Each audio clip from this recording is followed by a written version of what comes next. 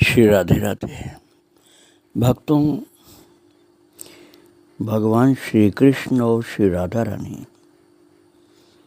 अपनी सखियों के साथ, गोपियों के साथ, अष्ट सखियाँ, मंजरियाँ, गोपियाँ, इन सब के साथ जो मधुर रास विलास करते हैं, मधुर प्रेम की जो लीलाएं होती हैं, इनकी नित्य निकुंज की लीलाएं, निभृत निकुंज की लीलाएं और दिव्य गोलोक की, दिव्य श्री वृंदावन की लीलाएं जो करते हैं, इस रस को समझने वाला और फिर उसमें अवगाहन करने वाला कोई विरला ही भाग्यशाली महापुरुष होता है। और ऐसे महान रसज्ञ, रसवेत्ता, रस में डूबे हुए, रससिक्त, रसिक महानुभावों में एक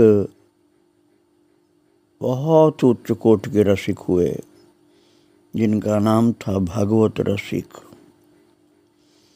उन भगवत रसिक जी का मंगलमय चरित्र आज से आपके सम्मुख प्रस्तुत करने जा रहा हूँ।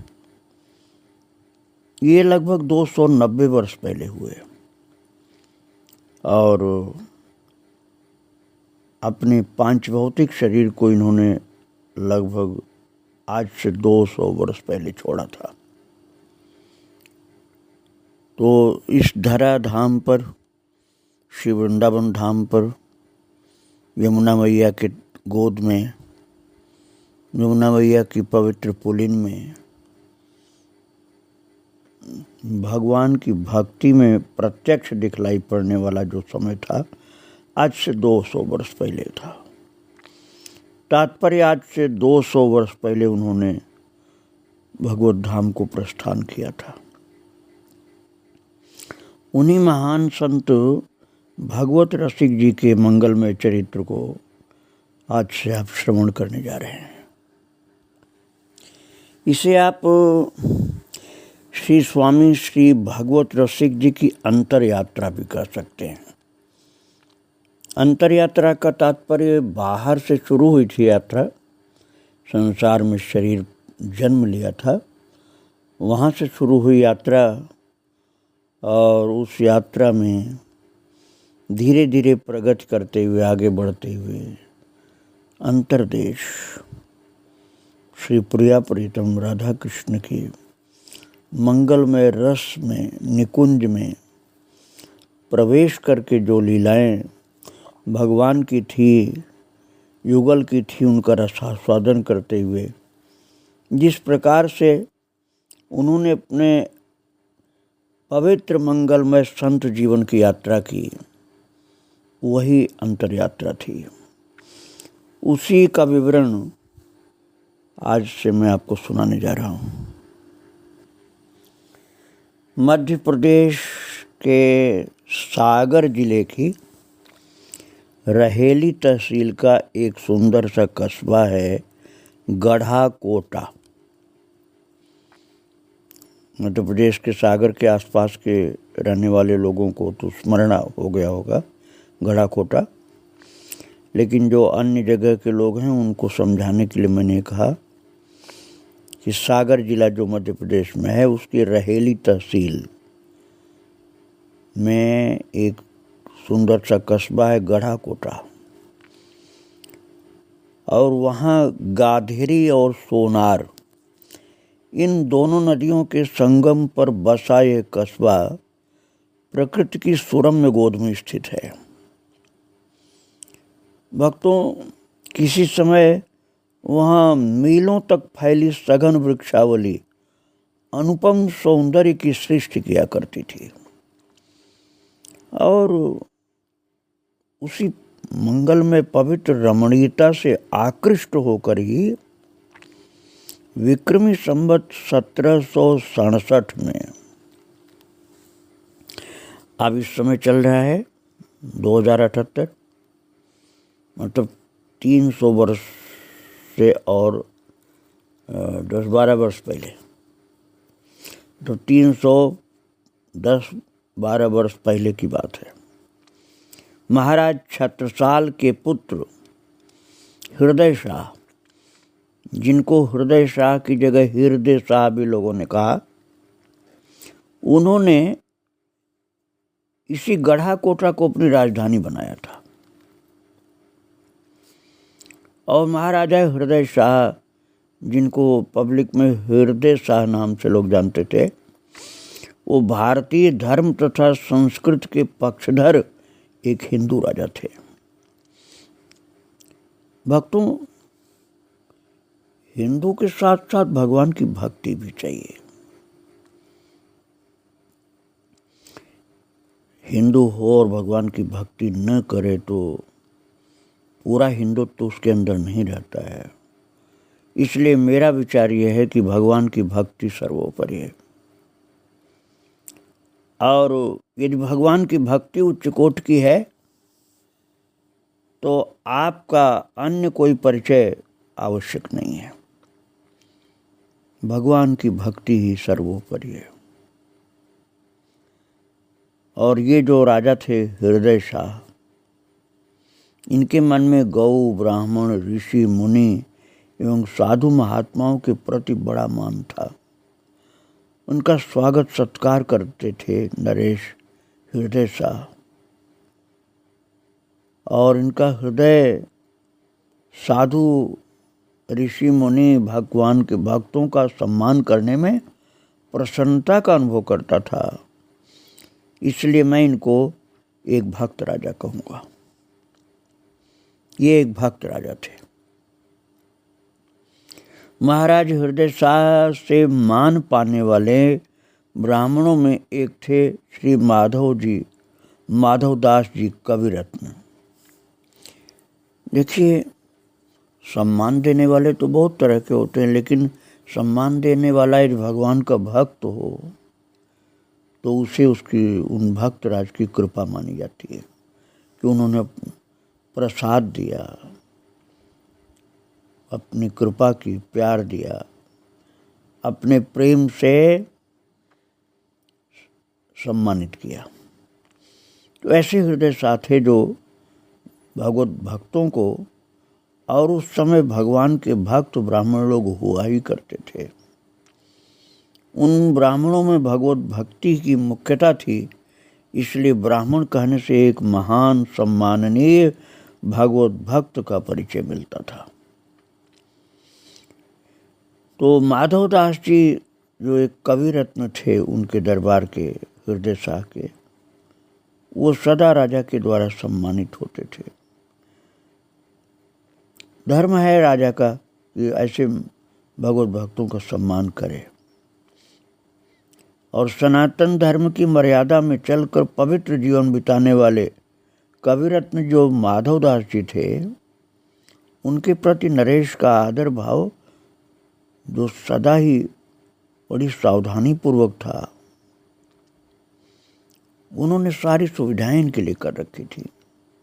गढ़ाकोटा को अपनी राजधानी घोषित करने के समय ही उन्होंने पटेरिया नाला जो वहीं पर है, उसी पटेरिया नाला से लगी हुई कई बीघे जमीन पंडित माधवदास जी को भेंट में दिया था।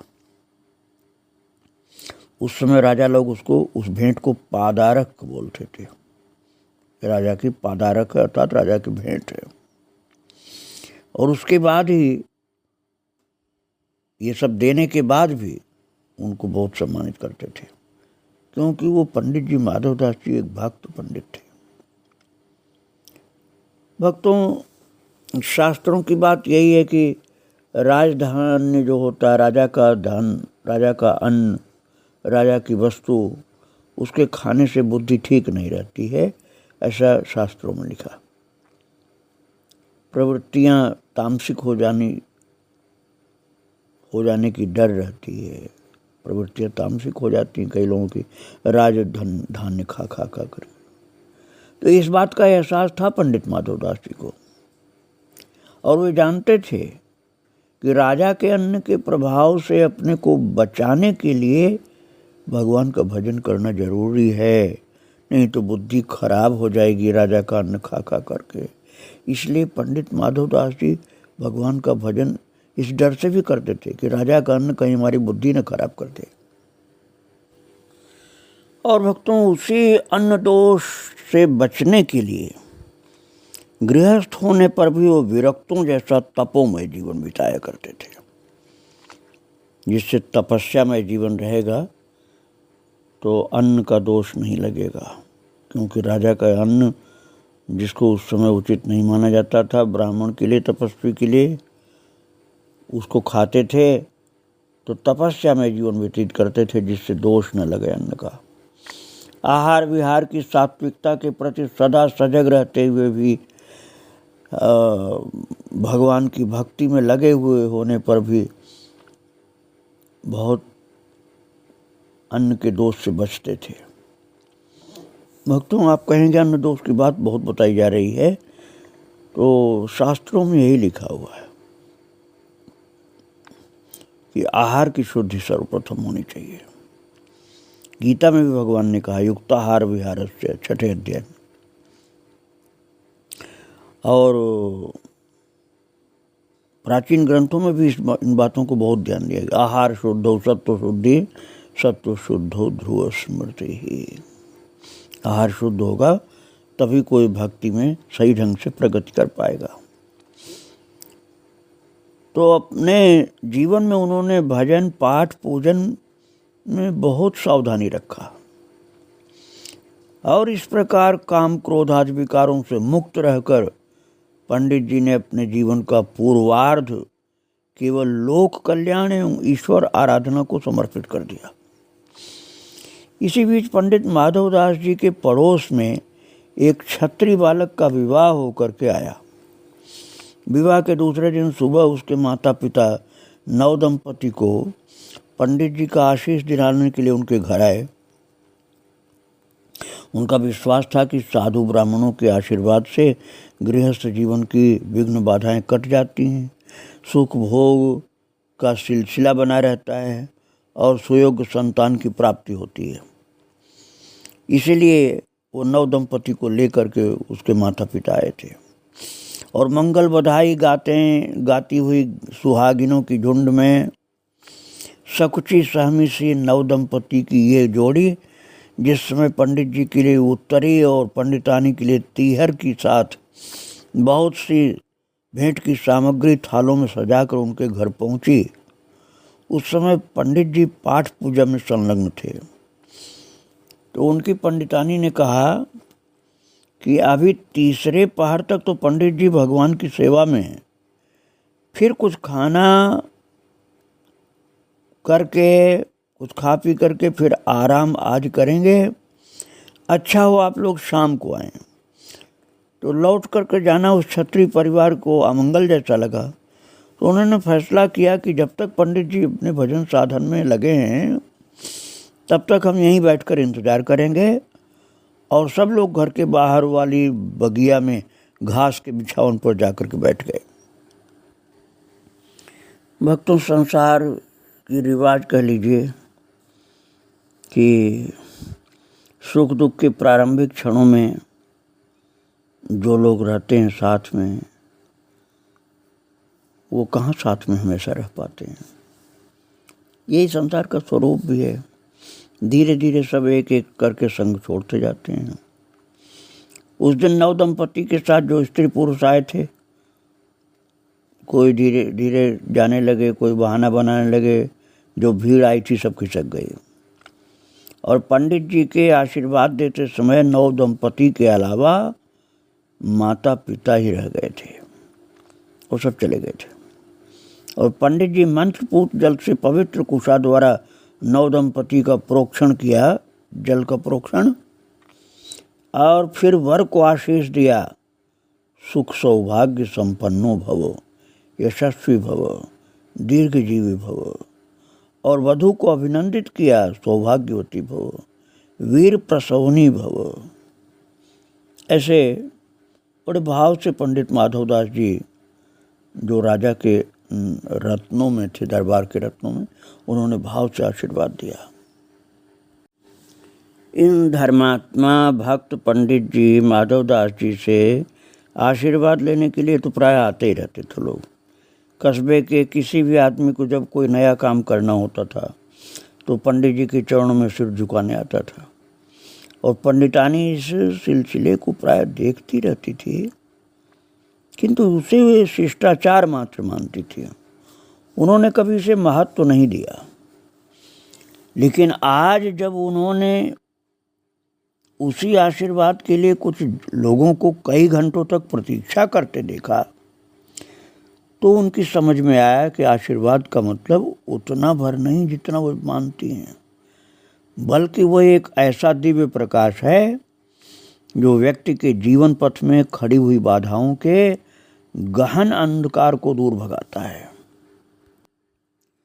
भक्तों, तब माधवदास जी की जो धर्म पत्नी थी वो रात में पतिदेव के पास आई तो बड़ी विनम्रता के साथ कहने लगी, हे प्राणनाथ, जिन स्त्रियों को आपका आशीर्वाद मिल जाता है उनकी सोनी कोख भर जाती है, किंतु जिसको आप स्वयं मिले हैं वो क्या इतनी अभागिन है कि उसकी कोख जिंदगी भर खाली ही रहेगी। अर्थात सबको तो आप आशीर्वाद देकर उनकी कोख भरते हैं, उनको संतान देते हैं, और मैं तो निसंतान हूँ। तो माधवदास जी मुस्कुराए, बोले, हे देवी, जिसका हृदय भगवान के प्रेम से भरा है उसका फिर कुछ भी खाली नहीं रहता। मैंने सोचा था कि जिसे मैं मिला हूँ उसकी कोख संतान से रिक्त भले ही रहे, किंतु उसके प्राण प्रभु प्रेम से वंचित न हो, उसका हृदय भगवान की भक्ति का विश्राम स्थल बने। तब पत्नी बोली, किंतु महाराज, जो व्यक्ति पानी का प्यास लेकर पैदा हुआ है वो कल्प वृक्ष की छाया में भी पहुंचकर पानी ही मांगेगा। नारी की कृतार्थता उसके माँ बनने में है। जिस स्त्री के स्तनों में ममता का निर्झर नहीं झरा, दुग्ध नहीं जिसकी छाती में है, उस स्त्री का जीवन तो निरर्थक है। और ये बात पुरुष हृदय नहीं समझेगा, इसलिए शायद आप भी नहीं समझ रहे हैं। उस माता ने कहा कि मेरी आपसे प्रार्थना है कि मुझे भी पुत्रवती होने का आशीर्वाद दीजिए, जो आशीर्वाद और लोगों को आप देते रहते हैं। और वर्षों से मेरे हृदय में गड़े इस कांटा जैसे महाशूल को उखाड़ फेंकिए। आज मैं अपने को रोक नहीं पाई, इसलिए आपसे प्रार्थना कर रही हूँ। सबको पुत्रवती होने का आशीर्वाद देते हैं, मुझको क्यों नहीं आप देते हैं? पत्नी की जिस वेदना का परिचय पंडित माधवदास जी को आज तक नहीं था, वह इस समय अचानक अपने पूरे आकार में उनके सामने आकर की वेदना जैसे खड़ी हो गई। उन्होंने आंखें बंद कर लीं, प्रभु का स्मरण किया, उनकी लीला के सामने अवनत हुए और फिर कुछ सोच कर बोले, देवी, जब तुम्हारी ऐसी ही विनती है तो तुम्हें 2 पुत्रों के गर्भ का बोझ ढोना होगा। पहले पर तुम्हारा अधिकार होगा, किंतु दूसरा भगवान की शरण लेगा। पहला तुम्हारी भावना के अनुसार गृहस्थ धर्म का बोझ उठाएगा, पर दूसरा जो पुत्र होगा तुम्हारा, वह हरि के पवित्र और उज्जवल प्रेम का वाहक बनेगा। पत्नी ने पतिदेव के चरण पकड़ लिए और दैन्य के साथ कहने लगी, महाराज, मुझे संतान चाहिए और इसके लिए मैं आपकी प्रत्येक शर्त सिर आंखों पर स्वीकार करने को तैयार हूँ। तो आज पंडित जी बोले, तो आज मैं तुम्हें पुत्रवती होने का आशीर्वाद देता हूँ, किंतु इस बात को ध्यान रखना कि जीवन यात्रा के किसी भी मोड़ पर तुम उस द्वितीय पुत्र को अपनी ममता के आंचल में बांधने का दुराग्रह मत करना। वो भगवान की भक्ति के लिए पैदा होगा। पहला पुत्र जो होगा वो तुम्हारे प्रेम के लिए, परिवार के लिए होगा। इसके बाद पंडित माधवदास जी के घर क्रमशः 2 पुत्रों ने जन्म लिया। इनमें पहले पुत्र का नाम उन्होंने रामदास रखा। यद्यपि वो विरक्त संत नहीं बने हैं, लेकिन नाम रामदास रखा था। ये माता की ममता के अनुसार गृहस्थ की बागडोर संभाले थे तथा जिनके वंशज आज भी उस इलाके में रहते हुए वंश की अविच्छिन्नता बनाए हुए हैं। और दूसरे पुत्र जो हुए उनको भगवत दास कहा गया। यही भगवत दास आगे चल करके भगवत रसिक नाम से प्रसिद्ध हुए, जिन भगवत रसिक की चरितावली आपको प्रभु कृपा से सुनाई जा रही है। और ये ऐसे महान रसिक संत हुए कि जो रसिकों में अग्रगण्य माने गए।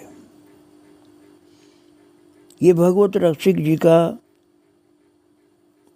वैराग्य, जिसको साधु लोग फक्कड़पन भी बोलते हैं, शैशव से ही उजागर होने लगा था, बिल्कुल बचपन से। ये विक्रमी संवत 1790 अक्षय तृतीया को जन्म लिए थे। अब 2078 है और 1790 में इनका जन्म हुआ था विक्रमी संवत में, तो अब से 288 वर्ष पहले की बात है। और 1 वर्ष पूरा होते होते, अब आपको आश्चर्य होगा भक्तों महान पवित्र जीवन की बात इनकी सुनकर, कि 1 वर्ष पूरा होते होते उन्होंने माँ की गोद को भुला दिया। जो भगवत रसिक जी आगे संत बनते हैं, उनकी बचपन की बात मैं बता रहा हूँ आपको।